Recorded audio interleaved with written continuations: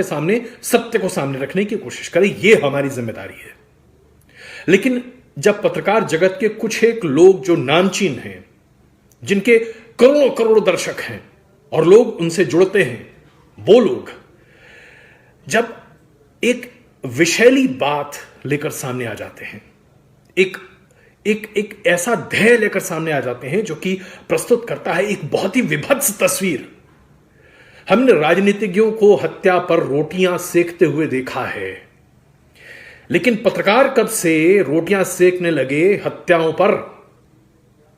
कब से सेकने लगे पत्रकार रोटियां हत्याओं पर? 2 संतों की हत्या होती है और ऐसे में हम पत्रकार जगत के लोग उस पर अपना उल्लू सीधा करने लगे तो हमसे बड़ा चील कोई नहीं है, हमसे बड़ा कौवा कोई नहीं है।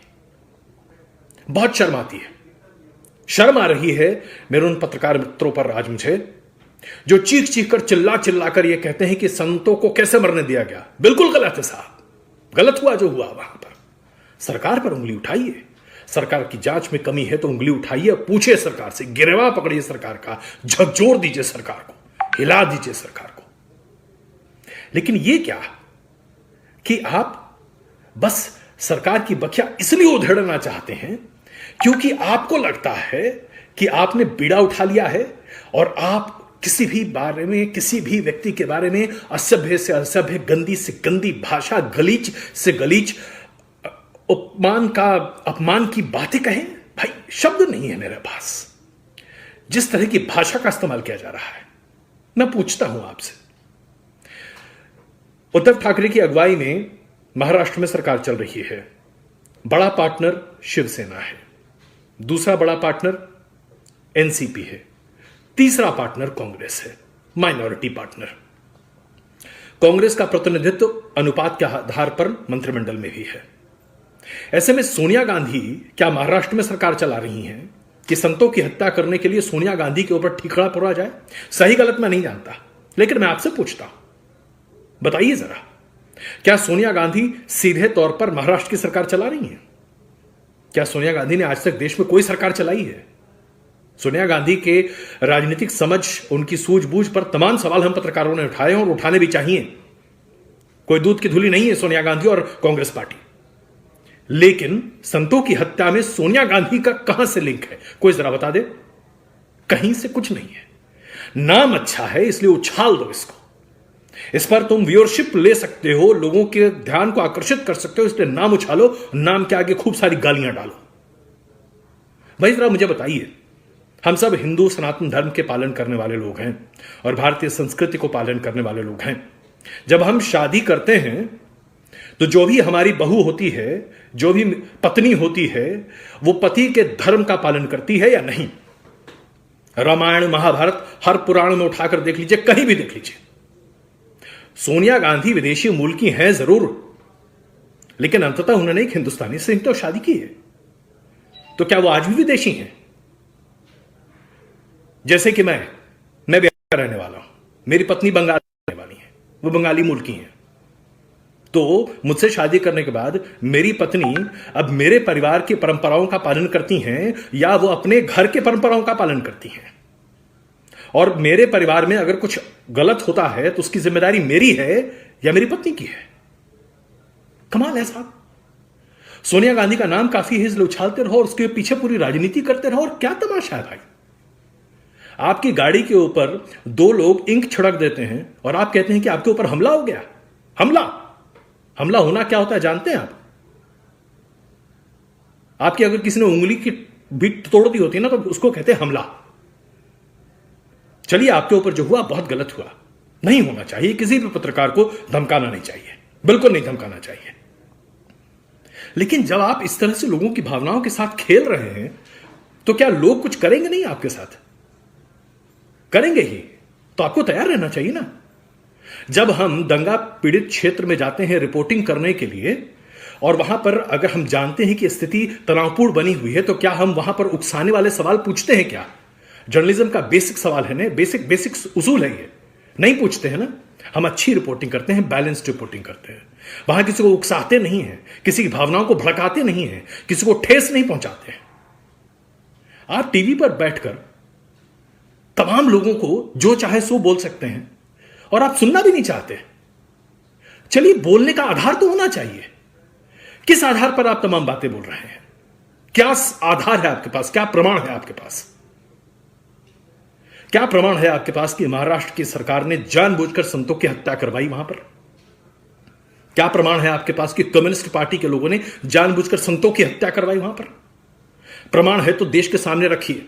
इतनी हिम्मत है तो लिखा हुआ दस्तावेज देश के सामने रखिए, किसी की रिकॉर्डिंग सामने रखिए, हिडन कैमरा शूट कीजिए और बताइए देश को कि हां, ये देखिए, मैं डंके की चोट पर कहता हूं, जो मैं कह रहा हूं सत्य है। आप में और बाकी राजनीतिज्ञों में फिर फर्क क्या रह जाता है? आप पत्रकार कहां रह जाते हैं? और सिर्फ आप नहीं, आपके जैसे और बहुत सारे लोग आजकल हो गए हैं टेलीविजन जगत में, जो सिर्फ अपनी रेटिंग, अपनी व्यूअरशिप, अपनी बातों को सत्य मानते हैं। उनको लगता है कि उनसे बड़ा कोई है ही नहीं इस देश में, इस दुनिया में। जनाब, आप पत्रकार हैं, आपका काम संवाद है जनता और सरकार के बीच।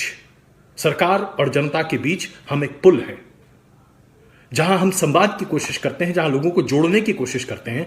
अगर हम भ्रमात्मक, गैर तथ्यात्मक और सिर्फ अपने दिमाग की उपज लोगों के सामने परोस रहे हैं, तो हमसे बड़ा अपराधी इस जगत में कोई नहीं है, क्योंकि हम दुष्प्रचार का वो माध्यम बन रहे हैं जिसको खत्म करने का बीड़ा हमने उठाया है। आज जहां पूरी दुनिया में बात इसकी हो रही है कि कैसे कैसे आप दुष्प्रचार को खत्म करें, वहां पत्रकार अगर इसका हिस्सा बन जाए तो इससे बड़ा जघन्य अपराध और क्या हो सकता है? आप बहुत बड़े अपराधी हैं। वो तमाम लोग जो आज इस तरह से रिपोर्टिंग कर कर, एंकरिंग कर कर अपनी रोटियां सेक रहे हैं। आप में और राजनीतिज्ञों में जो दंगों पर अपनी राजनीतिक रोटियां सेकते हैं, जो लोगों की हत्याओं पर अपनी राजनीतिक रोटियां सेकते हैं, जो सांप्रदायिकता के नाम पर अपनी राजनीति की दुकान चलाते हैं, कोई फर्क नहीं है। आपने इस सीमा को लांघ दिया, मिटा दिया हमेशा के लिए। जनाब, हम सब लोग बड़ी कठिन परिस्थितियों से निकलकर सामने आए हैं। बहुत मेहनत से हम सब लोगों ने अपना नाम बनाया है जनता के बीच में, जहां हम जब कुछ कहते हैं तो जनता हम पर भरोसा करती है, मानती है कि जो आप कह रहे हैं वो बिल्कुल सत्य है, क्योंकि आप पड़ताल, जांच, परख और पूरे सोच और विचार के साथ बातों को सामने रख रहे हैं।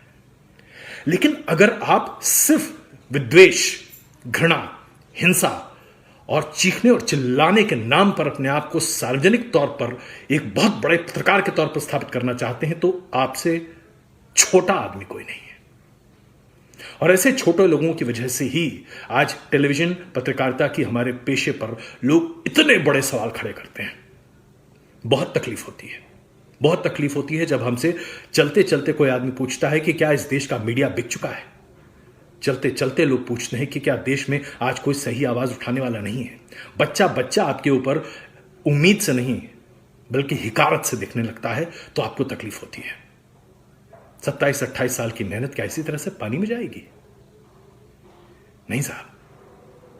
हम सब लोग जो आज करीबन 27-28 साल से पत्रकारिता कर रहे हैं और टेलीविजन के विकास के साथ हमने अपना भी एक बड़ा करियर बना दिया है, लार्जर देन लाइफ बन गए हैं हम, सिर्फ इसलिए क्योंकि जनता का प्यार हमें मिला है। याद रखिए, जिस तरह से फिल्म अभिनेता का करियर स्पैन होता है, वैसे ही एक टेलीविजन एंकर का भी करियर स्पैन होता है। आप तभी तक हैं जब तक जनता आपको पसंद करती है। जिस दिन जनता ने आपको भुला दिया, जिस दिन रिमोट से आपको खत्म कर दिया ना, 6 हफ्ते के बाद कोई नहीं पूछेगा आपको। जब मैं फॉक्स में ट्रेनिंग के लिए गया था तो मुझे सबसे पहली चीज यही बताई गई थी कि एक एंकर और एक टेलीविजन रिपोर्टर की जिंदगी है 6 हफ्ते। 6 हफ्ते अगर आप टीवी पर नहीं हैं तो फिर आपको कोई नहीं पूछता, कोई नहीं पहचानता और आपकी कोई औकात नहीं है। सिर्फ औकात बनाने के लिए क्या हम भ्रमात्मक तरीके से अपने देश को तार तार कर दें? क्या यह देश के खिलाफ विद्रोह नहीं है? बहुत सारे आप लोग हैं जो कह रहे हैं मैं कांग्रेस का प्रचार कर रहा हूं, तमाम तरह की बातें। अरे जाइए भाई, कांग्रेस का प्रचार करके मुझे क्या मिल जाएगा? कांग्रेस पार्टी क्या मुझे 2 पैसे दे देगी? आज तक अगर मुझे किसी ने 2 पैसे नहीं दिए तो आज कोई दे देगा? मैं ये सीधी बात कह रहा हूं, सोनिया गांधी का प्रचार नहीं कर रहा। मैं ये कह रहा हूं कि भाई सीधे सीधे बोलिए। जिम्मेदार है राज्य सरकार, जहां पर हर व्यक्ति की सुरक्षा की जिम्मेदारी उसके ऊपर है। अपराध हुआ है, सरकार को उस पर कार्रवाई करनी चाहिए, पुलिस महकमे को जांच करनी चाहिए, दोषी को कोर्ट से सजा मिलनी चाहिए और यही होना चाहिए। लेकिन हम पत्रकार जब खुद ही पुलिस, जांच एजेंसी, अदालत और जज बन जाते हैं ना, तो हमसे ज्यादा बेसिर पैर का कोई नहीं होता।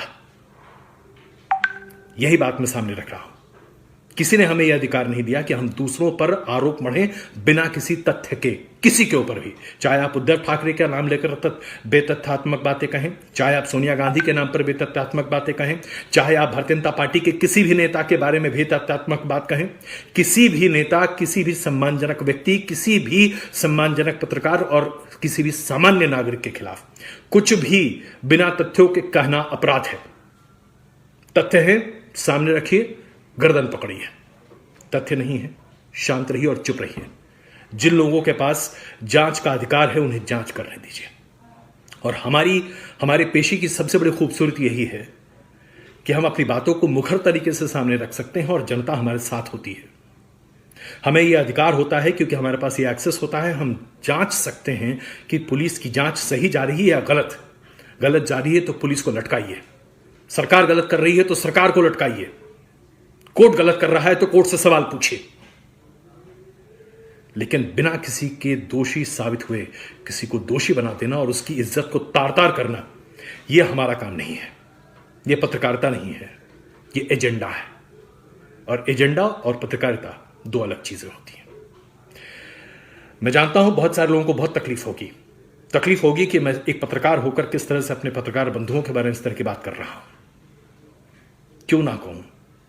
क्या पत्रकार कानून के ऊपर है? क्या पत्रकार मर्यादा के ऊपर है?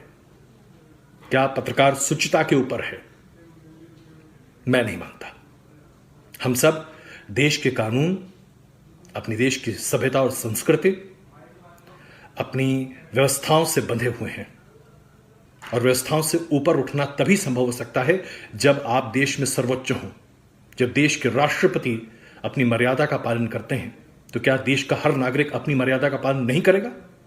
एक पत्रकार को भी उसकी मर्यादा का पालन करने का बुनियादी हक है। यह उसकी ड्यूटी है, उसका फर्ज है। और अगर आप अपना फर्ज पूरा नहीं कर रहे तो आप ईमानदार नहीं हैं, फिर आप चोर हैं। जो ईमानदार नहीं है वो चोर ही है, बीच में ग्रे एरिया नहीं होता। यह मैं मानता हूं, यह मेरी सोच है। आप इससे इत्तेफाक रख सकते हैं, आप इसके खिलाफ बात कर सकते हैं, आप मेरी बातों को काट छांट कर जोड़ जाड़ कर कुछ नया बना सकते हैं, लेकिन मेरे मूल विचार को मुझसे नहीं छीन सकते। और मैं मानता हूं कि आज मेरे मित्रों के बीच में भी एक ऐसी जमात है जो सिर्फ सनसनीखेज सुर्खियां बनाने के नाम पर अपने आप को आगे बढ़ा रही है। और मैं उनका विरोध करता हूं विरोध, क्योंकि हमारे ऊपर बहुत बड़ी जिम्मेदारी है। हम भ्रम, झूठ, अफवाह, अंधविश्वास को खत्म करने की नैतिक जिम्मेदारी के साथ आगे बढ़ते हैं। और अगर हम ऐसा नहीं करते हैं तो हम अपने पेशे के साथ नाइंसाफी करते हैं, अपने साथ झूठ बोलते हैं। और एक झूठा व्यक्ति कभी भी सार्वजनिक तौर पर सच्चा नहीं हो सकता। आपकी राय बहुत बड़े पैमाने पर मेरे सामने अभी आई है। बहुत सारे लोग मुझसे सहमत हो सकते हैं, बहुत असहमत भी हो सकते हैं, लेकिन लगा कि यह दिल की बात सामने रखनी आवश्यक है। आवश्यक इसलिए है क्योंकि हम सब मरे नहीं हैं। हम सब के भीतर एक